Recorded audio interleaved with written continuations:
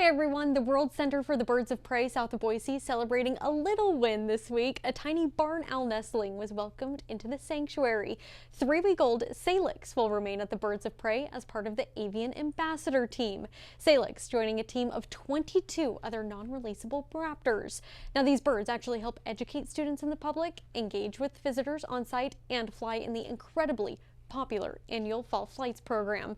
This giving people a chance to meet these raptors up close and personal. It also allows the center to spread the conservation message and educate the public on the importance of raptors in the West's ecosystem.